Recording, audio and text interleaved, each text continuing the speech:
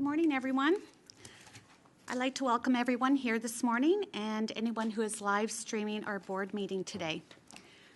I want to welcome and congratulate Superintendent Grayman Simonton on being elected president of the Senior Officers Association yesterday. And I'd also like to thank Staff Superintendent Randy Patrick for his time on our Senior Officer Association as president. I'd also like to welcome our two new deputies to their first meeting this morning. Welcome. We'll now begin the Police Services Board meeting of April 20th, 2018. We'll do roll call. All members are present. Are there any declarations of conflict of interest this morning? Seeing none. Could I get an approval of the minutes for March 23rd? Frank has moved it. Could I get a seconder? Norma? All those in favor? And that's carried. We'll move into the consent agenda. The consent agenda deals with items considered routine and non-confrontational. Do any members of the board wish to remove any items from the consent agenda? Louise? I would like to remove item number 11. Number 11. We'll put that on the record. Anyone else? Linda? Could we remove item 10 and item 12 as well? Okay, so we're going to move number 10, 11, and 12 out of the consent agenda. Could I get a mover for that, please? Linda, seconded by Amric. All those in favor? And that's carried. We'll move now into number 10. Linda, you'd like to... Oh, we're going to do that one first? Okay, sorry. Any board member questions or announcements this morning? Linda, I want to understand that you have something you'd like to discuss?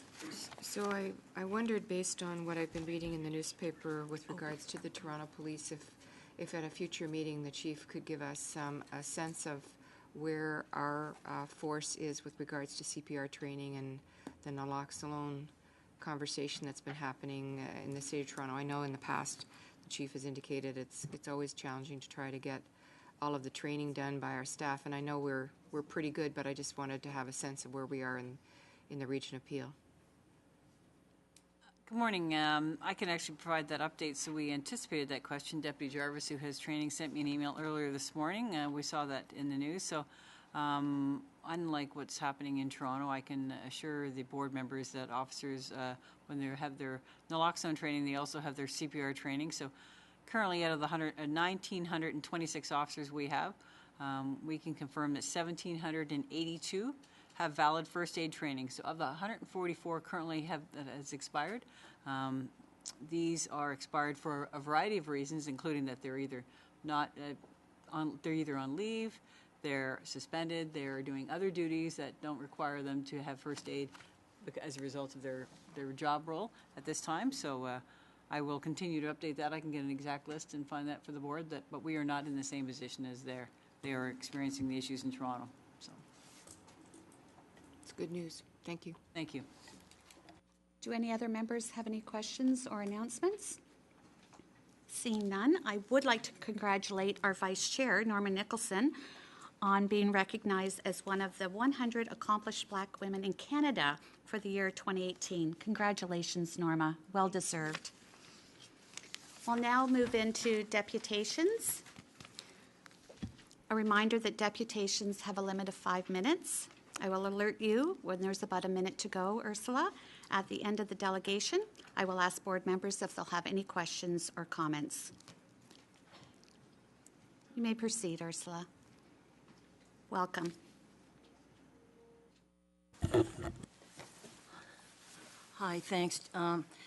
When we were reviewing this video here, the very first part, which shows the board, there's no sound. And I always check before. It worked on my computer. I have no idea why it doesn't work here, but the rest of it looks okay. So it's 5 minutes, 38 seconds, and sorry about that first part.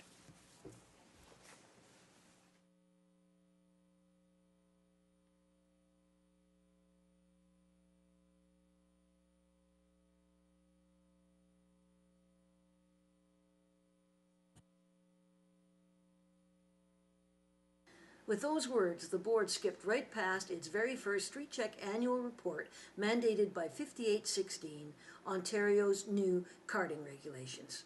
Skipped over despite or perhaps because of item 13, showing that Peel Police attempted to collect information on just 2 people in all of 2017 and was successful in carding just 1. The report highlights state, quote, 2 interactions were completed in compliance with legislation in 2017, unquote. As you might expect, I had questions. So I emailed Chief Evans on March 26, 2018, and CC'd Regional Chair Dale, Mayors Crombie and Jeffrey, and Peel Police Board Chair McFadden. In part I wrote, as Chief of Peel Police and President of the Ontario Association of Chiefs of Police, June 2014 through June 2015, you are the strongest proponent and champion defender of the practice of carding, aka street checks. As President of the Ontario Association of Chiefs of Police, I have been speaking on this topic throughout the province for months, talking about the investigative ability and how this is a strong tool that if police lose the ability to have contact with the community and make notes of it, then we will lose the battle in crime. I continued, so my purpose for writing. My April deputation to the board will be about street checks, and now I absolutely have to know before I begin my script if you still believe that street checks, quote, provide invaluable information for police officers to solve serious crimes, unquote. I never got a response. Now, it's difficult to understand why I never got an answer, but it's even more difficult to understand why no one in the media ever thought of asking the #1 defender of street checks in Ontario that question. Reminder, the board knows there's no difference between what triggers a carding event in the new Ontario 5816 street check regulations and the existing Peel Police street check directive that Chief Evans reassured you about back in June 2015. Suspicious circumstances or activities. We have a directive that deals specifically with street checks and street interviews, and it outlines the reasons and why street checks shall be conducted with individuals who are seen in circumstances that are suspicious. Offense-related. Section A talks about how they have to be incident-related, so the search for a suspect as a result of an offense. And information for investigations. Information provided to officers at the start of their shift in relation to wanted persons, major incidents, and investigations. And Chief Evans emphasized again the specific circumstances in the Peel Police Street Check Directive. We actually want street checks submitted for only offenses or suspicious activity with relation to the ones outlined in the directive.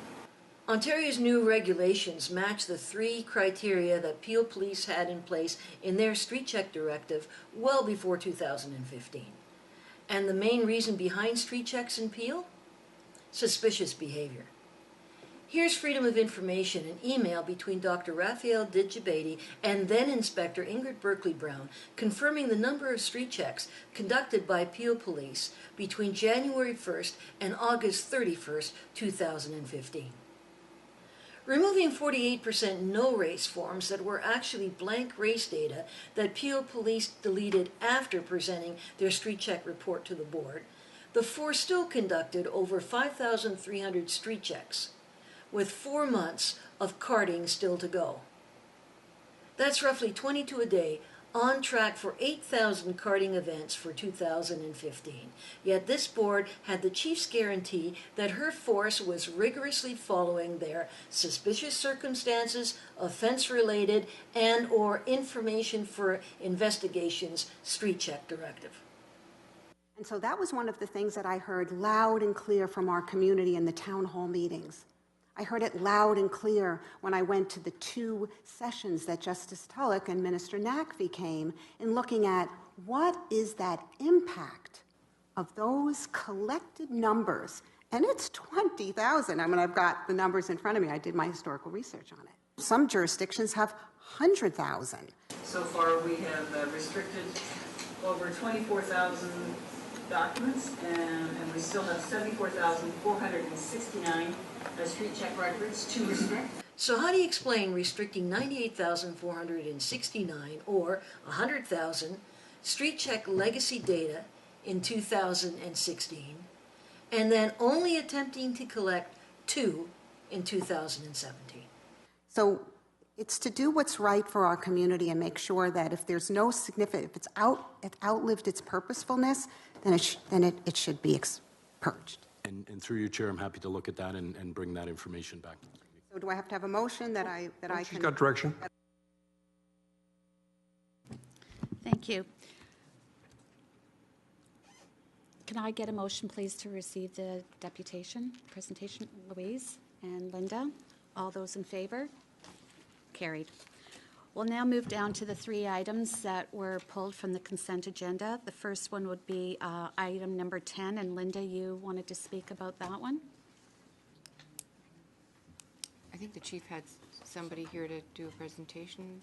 Is that, can we do Morning, that Chair. first? Could you speak up a little louder? Sorry, I can hardly hear you.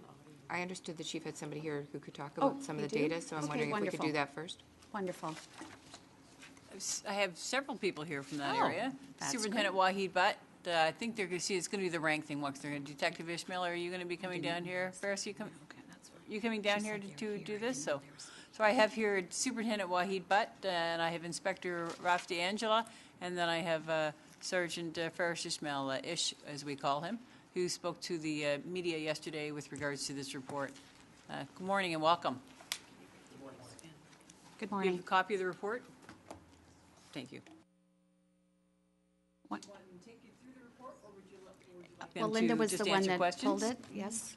Take us through the report, please. They need to press your button, please. Thank you. Good morning.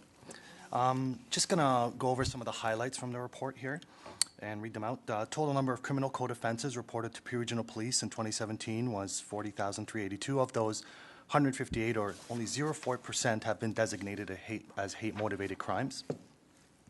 In comparison to 2016, the number of those the number has increased by 2.5 times in 2017, growing from 59 to 158. The vast majority of those, 106 or 67.1% of the hate-motivated crime reports, continue to be mischief graffiti-related offenses. 22.2% of the hate bias-motivated crime reports were violent in nature. Religion was the most common motivating factor in the reports, and the Muslim faith was the most targeted, being victimized in 57 or 36.1% of all reported hate bias crimes.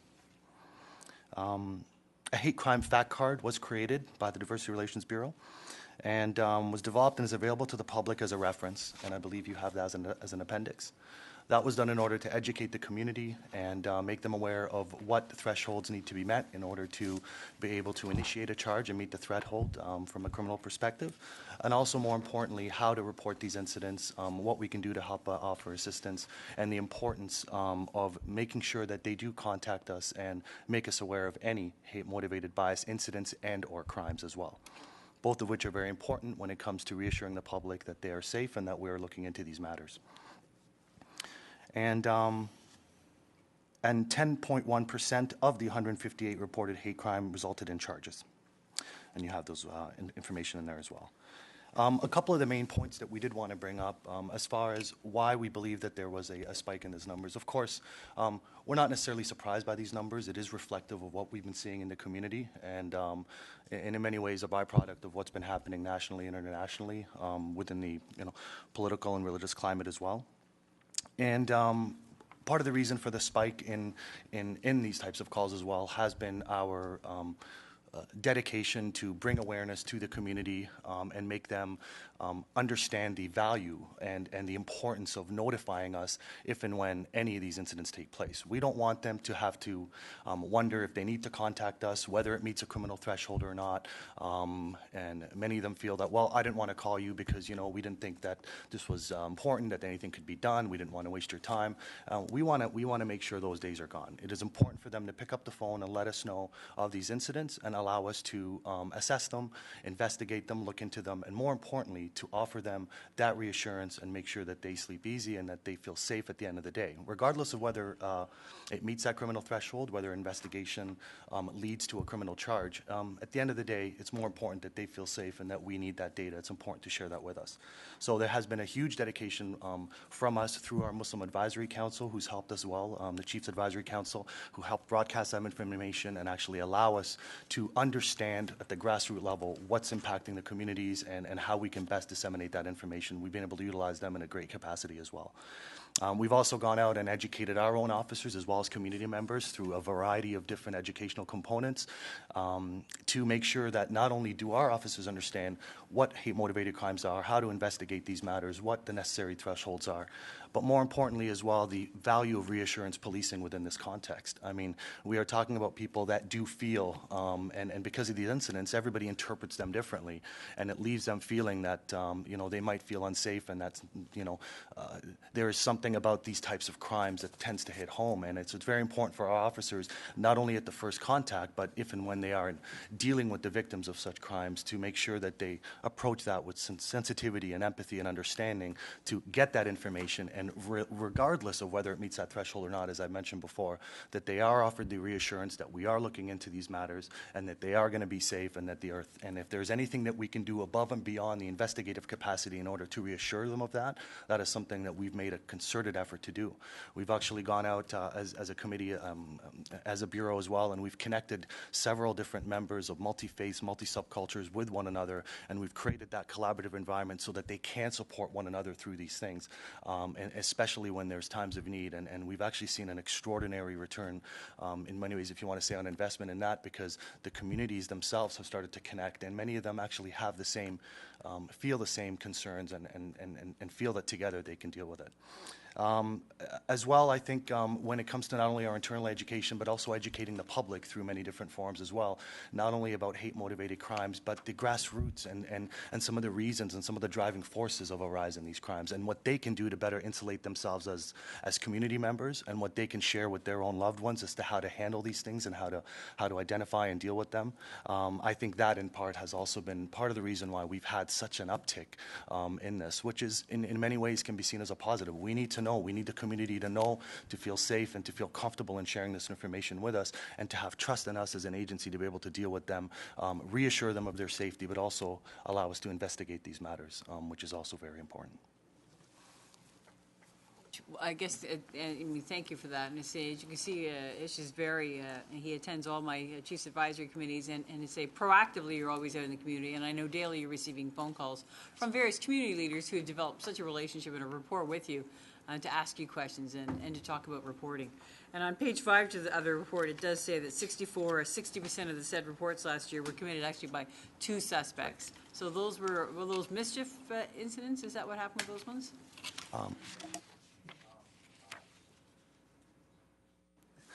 Yes, 60% of those of mischief graffiti offenses, which actually make up 67% of the total number, were in fact mischief graffiti related. And 60% of that 67% are dedicated to 2 individuals, and those investigations are actively ongoing. And again, that might in many ways kind of skew that data so that it's in fact, you know, 2 individuals, so it's not so. I guess in many ways the problem isn't as broad as you may believe it is. And so these are matters that we're looking into. Yes, Chief, correct. Linda, you asked for this presentation. Do you have any questions? I don't know that Presenters? I don't have questions, I don't think directly, but I wanted to thank you for putting the report together. It's very timely. And I would say that the one statement that actually went in the report that I read, that in 2017, the total number of race, national origin motivated hate crimes increased, reaching the highest point in a 4-year period, kind of struck me.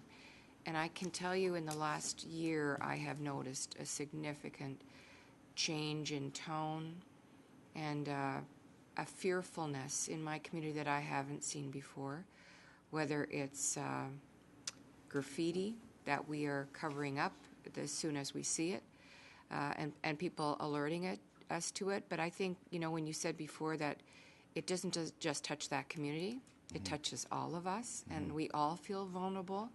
and afraid of the anger and the viciousness of some of the actions of a few small individuals. So I think that it worries me, and it worries me when people find a way to evade the letter of the law for it being hate crime. So they've done enough work to be able to come in and frighten a congregation, to threaten them, to make them feel unsafe, and yet not be charged with a hate crime. So that is an intent that disturbs me. It makes me angry for my residents, and it's just wrong. So I appreciate, and I know that the relationship you're developing with the imams and others is much appreciated, and I hope that the conversations you have are what I like to typify as well baby visits, that you see them when there isn't a crisis. Absolutely. Because they're going to tell you things that they may not ordinarily tell you. Say, you know, I wasn't going to talk to you about this, but I've heard, and that can help you really nip things in the bud earlier, which I think is extremely important. I worry about the isolation that some community groups, some faith-based groups will feel that it is just their problem, because it isn't.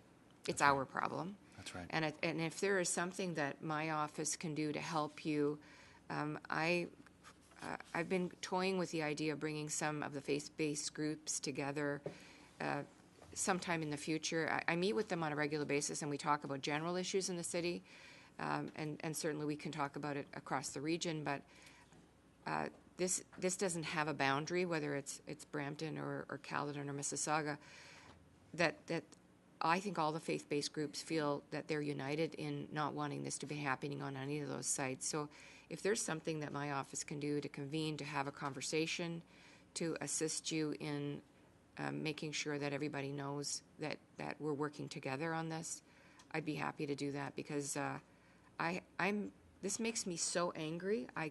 I don't know what to do with it, and I feel really ashamed of some of the behaviors that I've seen, and I really want I want us to stand together to say how wrong this is, and to make these people feel, who are doing such terrible things in places that are sacred, to feel ashamed and to stop it. So I think this is a huge waste of police resources for people that really are doing some very hateful things against some very reasonable, innocent people who are just trying to practice their faith. So I'd like to be helpful. If there's something that we can, as a board, do, or if I can do something as the mayor of Brampton, I'd be happy to bring you to those conversations that I have. But I think we need to talk about it. Yes, we do. Because it really just cannot be held in the shadows anymore. We need to shine a light on this and stand up for our residents, because they deserve our support. So I thank you for the work that you're doing. Thank you. Mayor Jeffrey, I'd like to add one thing. I know I can speak on the behalf of everybody that I can tell you from an organization perspective. We not only empathize and understand, but we feel it as well. We are part of the community. Many of our officers come from many different backgrounds and represent different faiths, and I can tell you that I've had private and personal conversations with them too. They are going out of their way and have done some extraordinary work to connect with the communities and develop that relationship when the waters are calm. That is the important time. I think it's very important for us to continue to be proactive rather than reactive in this capacity, because the trust needs to be developed during the times when we can be together, and not at the times when all of a sudden it's going to have to invoke some type of reaction from us. And we've seen extraordinary measures in that through the Chiefs Advisory Committees and through some of the interfaith councils that actually we formed and helped create, where I can tell you that we're co-chairing several committees right now to develop advanced training both for our officers and to develop training both externally. I just presented yesterday at an Acorn Place initiative actually on these exact issues, and some of the feedback I got from those community members speaks exactly to what you had mentioned. Please know that we, and I know myself and the Bureau, would be more than happy to be a part of any of those conversations. I can tell you that on a personal and organizational, it's certainly not something that we haven't been talking about. We've been talking about it for some years now, and we understand and we know that this is something that we can't put our head in the sand. We do need to communicate this, and we need to be able to allow our community members to share their grievances grievances and share their concerns, because only then can we develop strategies in order to mitigate that and make them feel safe. Through the collaborative work between the different faith groups and the different subcultural groups, we've seen an extraordinary kind of movement towards that communal piece, right? Where they've been able to express that this isn't just any one community's problem, this is all of our problem. And that resonates, and that's something that is kind of comes up over and over again in much of the dialogue that we've had. And what we've seen is they actually appreciate more when we connect them with other community members rather than just having always the police be the lead in that. And so we're certainly trying to kind of push that forward, as well as let them know that from an investigative capacity, we're doing everything that we can by the letter of the law. And of course, you mentioned it, there is some frustration as to what we can and can't do. And there's the reality. There's only so much autonomy within this context because of the way that certain laws are written with hate crimes. I know that we've actually worked with I just spoke at a conference not long ago with the Ministry of Attorney General's office, who are tackling these issues, and they've actually put in place certain things that allow us to better handle these files and be able to move them forward without having too much setback, without having above and unnecessary consultation with our own crowns. We can actually deliver that information straight to the MAG and connect with them. So these are things that are going to be put in place that I believe will allow us to do our jobs better as we move forward. The one thing I can assure you is we will not continue, we will not stop working with the community. We will not stop that piece from a diversity perspective and otherwise. And through some of the educational components that we've had, I think what's really been something that we are proud of, and something I can proudly share with you, is the understanding that our officers have developed about the critical nature of some of these things have actually enabled them and given them the drive to go ahead and take on these extraordinary measures and develop these relationships and knock on the doors of institutions that they normally wouldn't have. And we've seen just an extraordinary return on that. And maybe one day we can share with you some of those examples in a different forum. Maybe if I'm invited to come in, I'll be able to share with them and to put people's minds at ease and to know that there are things that they can do as community members to also help us move this along. Clearly, you've got a passion for this. That's great, and I'm really glad I asked. The only thing I feel like I can be helpful with is to bring other faith-based groups in, and they can talk to their young people in their congregations. I think so many people feel that there's a barrier between those different faiths, and they want to help, they just don't know how to help. So I think we've got to find ways to make those entry points easier and to develop. There's already friendships going back and forth, but I think that we've got to find ways to. I know you're working behind the scenes and your hands are tied from a legislative perspective, but I just know that the media isn't necessarily helpful on this file. I know my residents are fearful and they're afraid. I don't want them to be afraid anymore. I want them to be proud of living in this region, to work with our police, and to feel safe. So we'll work on it together. Thank you very much. Thank you. Thank you, Chief. Amarick, you had a comment? Thank you very much. Just hang on. Hold on, Ish, one do more, you wanna one more. Not getting away that easy. I also echo the thoughts of rest of the chief and the mayor that this is everybody's problem. This is not one unique problem, and I do appreciate what you're doing.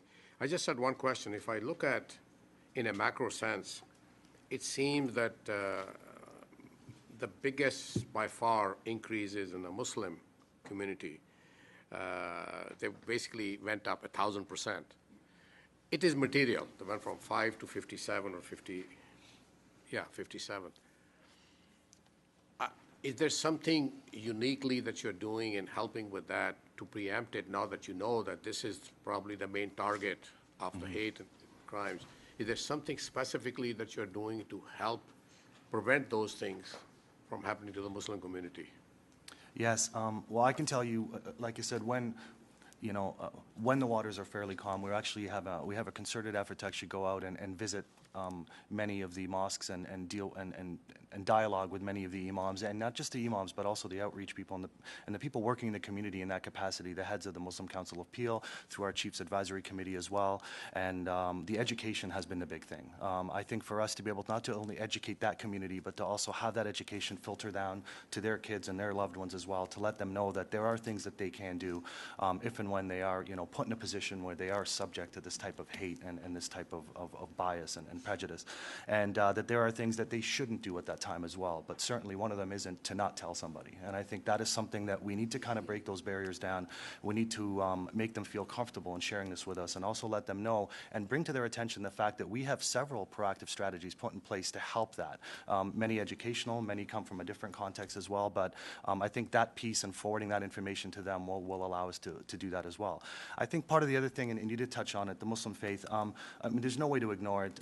Mayor Jeffrey, you mentioned the media. I certainly wasn't going to bring it up, but I'm glad you did. And I think at the end of the day, look, I know that they have a duty and a diligence, and it's their job to go ahead and broadcast this information, but sometimes they're actually shining a light on individuals who are exactly seeking that. They are doing it for attention. Some of them we feel are doing it in order to meet that threshold of criminality so they can elevate their own status. And as much as we appreciate what the media is trying to do, I think it's important that they also provide a balanced narrative that does not, further push along the agendas of some of these people. And I think we are also, in that note, also working the best we can with the media to educate them as well through our Countering Violent Extremism initiative, through many different forms that we educate people on the value of and the role that they play in this as well, because this is all our problem, media included. And I think it's important for us to, since we're going to talk about it, let's talk about it. And let's bring them to the table, and let's hold them accountable for what they do and what they say and what they don't say. And I think it's important that they realize what their role is as well in this. This isn't going to be something that we as the police can tackle alone. We certainly need the community first and foremost, but we believe that the media play a role in that as well. So there's many ways that we're trying to make sure that happens. And I'll leave you with this. I think, again, as you mentioned, Mayor Jeffrey, one of the things that we've noticed to be the most beneficial is connecting different community members from different backgrounds and subcultures. We went ahead, I'll give you one example, and connected friends of ours from the Thornhill Synagogue with some of our people from the Dar al-Tawhid, and it was extraordinary when we saw beyond the, I mean, we just made the connection and we had them come together, and after the most recent incidents that created a bit of a climate of fear in our community, it was them without any prompting that decided to suit up and come down and offer security and shake hands with the thousands of people that came in for Friday prayers there as Jewish members of the community. I can tell you the feedback I got from something like that was, you know what, nothing makes us feel better than to know that this is everybody's problem, everybody's accepting their role in it, and I think these are things that we need to advocate for and push forward as well. You're welcome. Thank you very much. Thank you, Ish. Chair, just before Ish leaves, Public Safety Canada reached out in his previous role when he was working in intelligence services. Ish was seen as the leader in teaching and countering violent extremism. To this day, he continues to educate not only people within Peel but across Canada. He is seen as you can see why he's been selected as a very passionate and very committed the last on Good Friday for many, but you were spent Good Friday going to a lot of the Islamic centers and mosques for Friday prayers to ensure and to reassure and say, so he was witnessing this firsthand. So not only does he speak, he actually, everything he does is action. So I've been so impressed since he's joined that bureau. So he does an amazing job. So. And you really, we represent at the Interfaith Council of Peel, and that's what Mayor's talking about, bringing all the faiths to get together, saying this is just not one issue. Everyone is being impacted by these acts, so we all need to come together. And we're seeing that more and more, aren't we? Yes, we are, Chief. You're absolutely right. Thank you for the work you do. Thank you. Thank you very much. Linda, will you move the report? And Amric, you'll second it. All those in favor? That's carried. Louise, you wanted to bring report number 11? Thanks. I had a couple of questions about this. So I notice in the report that the budget for 2018 has the grants at roughly $9.5 million, and I was wondering what the costs were. Should I defer that one over to you, or you're sitting? I would be very happy to answer that one. I knew you would be. I knew you would be. So our 2000 and so if you look at the 18 funding, if that's what you're referring to, Yes. 9.6 million. We don't have our actual cost for 18 yet, but I can reference 2017 cost was 11.3 million. Yeah, and I guess what I'm asking is, if I recall on previous stats, that number is going up. Yes. So things like the economic increase, this funding was first announced in 2012. Prior to that, police funded the whole cost of prisoner transport and court security. And in 2012, when the province announced that they would be uploading it, I think they had a pot of about $125 million, which they allocated across all the police services. So for 2018 is a perfect example when we got our additional 5 PEOs. Those costs are not going to be funded by the province. Sorry, Mark, our prisoner escort officer position. I apologize. Our prisoner escort officers that were in the 2018 additional staff, that'll be our cost. So the cost will continue to go up with the additional staff, with the economic increases provided by the collective agreements, because that funding is pretty much set by the province and doesn't take into account any changes. So it's fair to say that that 3.1 million gap is going to be even larger in 2018, is that correct? Correct. And then do we know if the grant will happen again in 2019? So currently we have a contract that takes us up to December 31st, 2018. We have no indication of what is going to happen with this grant. At our audit committee meeting, we talked about the $17 million in grants that are, up in the air right now. We haven't been given any indication that they wouldn't it wouldn't continue, but we put it in our base budget for 18 because we know for sure we have a contract for that. Beyond 18, we don't know. Okay. Thank you. From the Ontario Association of Chiefs of Police, I represent them at that table. And I have not heard anything about the 2019 grant programs at all. And just to clarify, while the Peel Police pay for this, it is not just Peel citizens that are in that courtroom. Is that correct? That's correct. It's provincial, right? No, mainly it's the people who are going to the Brampton courthouse. So, but people who've been arrested could be from Toronto or Hamilton, but they've committed crimes within Peel. We also visit the OPP on the highways, as well as some of the. Is it Caledon OPP come down as well? So, in Caledon as well. Thank you. Linda, you had a question? I guess that the challenge is this is a much longer problem, and we just see a snapshot. So from a police board perspective, it would be helpful for me to see the year it began all the way through and how it has never kept pace, my guess, from day one, from the beginning to the end, and what our projected costs are going to be in the future.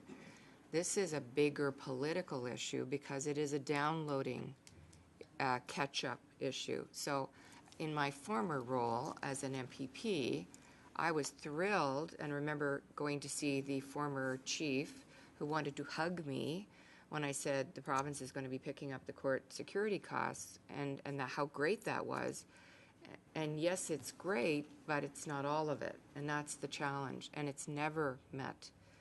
We as a high-growth community constantly have this issue, whether it's healthcare or policing.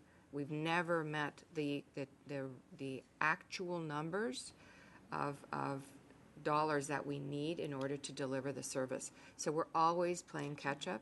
So I think this is a much bigger picture, and I would like the numbers to come back and show from the beginning of 2012 all the way through and what the projected costs are going to be. Because to be perfectly honest, for me, this is a political ask of, in whatever number of days, 50 some odd days till the provincial election, is whoever's coming in going to continue uploading? And if they are they actually going to meet what the true costs are for policing and anticipated policing?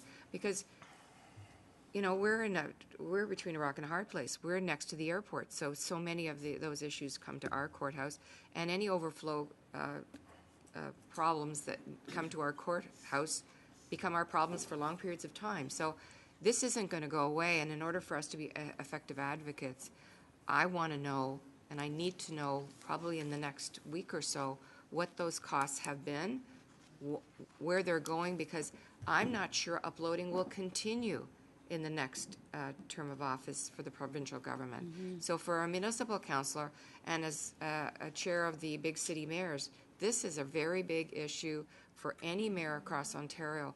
Uploading has been a huge benefit and has taken a huge weight off our budgets, whether it's regional or municipal, and I can't do it with this small snapshot. I need the whole picture. So I would say that we as a board may need to comment on this again, because if we're putting money into this, we're not putting it into an area that we may choose or our chief may direct would be better used. So this transportation is a requirement that we have to do, but it really constrains us from doing what I believe the public expect us to do, which is to get our officers out onto the streets and to have them better trained. And these dollars are being taken away from those purposes. Thank you, Mayor. And I say I've been expressing those concerns for the last 6 years at the FPAC table to no avail. Other provinces have a sheriff system, so other provinces, and the province runs them. So you actually, if you go into courts, they're actually wearing brown uniforms instead of the blue uniforms. They're not police, they're sheriffs. The ministry, in reviewing the Safer Community Act, did not take that into account with respect to that. And then we said, well, if you're not going to change this system, then at least give us the proper funding to support it. Because right now, I think Peel, we may still be one of the lucky ones that receive a lot. We don't receive enough, but I think other jurisdictions don't. And you say, and I'm always telling the board, as you know, that the Brampton Courthouse is the biggest sole source from one police service in Canada.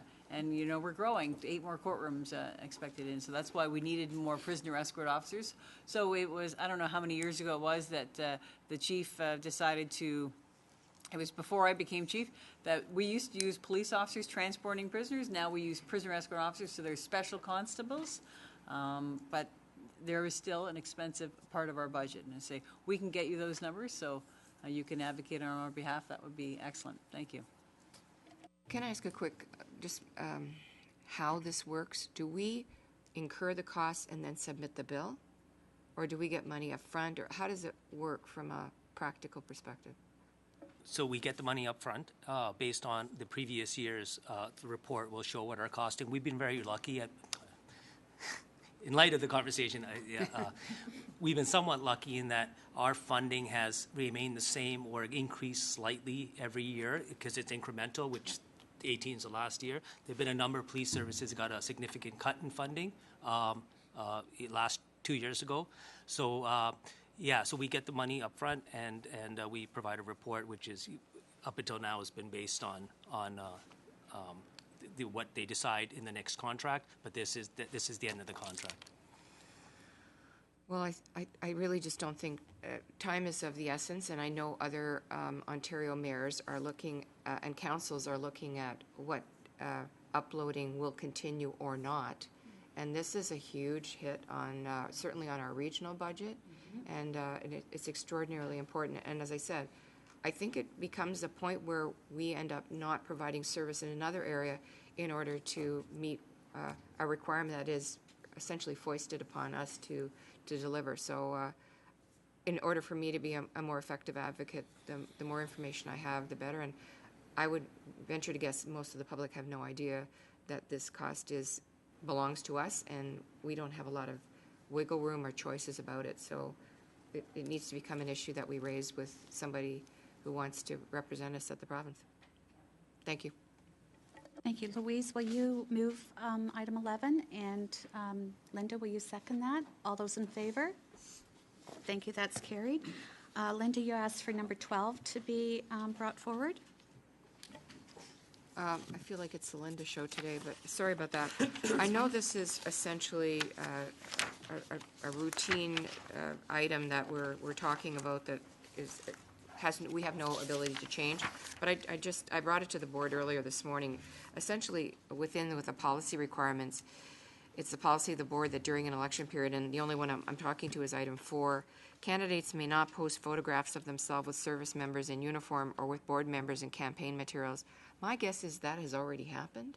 And I just want to say that anybody who's an elected official, we're usually not in a position of knowing whether people are going to be candidates or whether how they'll use the materials. I think we do our best to avoid an appearance of conflict, but this is going to be a challenging, particularly this year, because you might take a picture with somebody who's running provincially, they fail, and they may run municipally. So I'm doing my best not to stand next to people that I think are controversial or may be running, but people, if you're an elected official, people want to take a picture with you. So I'll What do you're my saying is best. not personal. It's not personal. I'm doing my best, but I think this really is something I have absolutely no control over, and it's I'll try and follow the rules, but I think we're stuck as board members. Rob? So I can answer that to the best of my ability. So yes, we are limited to what is the guidelines within the Municipal Election Act. There is a requirement that we have this in place.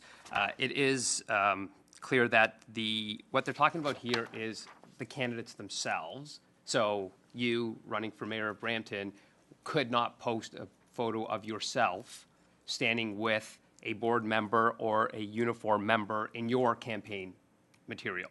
So I think the act envisions that you as a candidate can control what images your campaign puts forward. I'd also mention that according to the act, and why we need this in place by May 1st, is the act stipulates that these rules take effect beginning May 1st of an election year. So, I guess anything in advance of May 1st, feel free. Get your picture.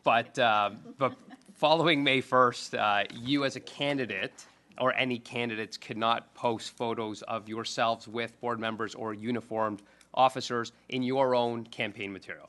So if somebody else takes a photo of you standing with the chief, for example, and puts it in their campaign material, then you're not offside with the law. Clear as mud. Will you move number 12 then? And Frank, will you second that? All those in favor? And that's carried. Since there's no items listed under new business, this concludes the public portion of the Peel Police Services Board meeting. We'll adjourn for 5 minutes and then move into camera. Thank you all for attending.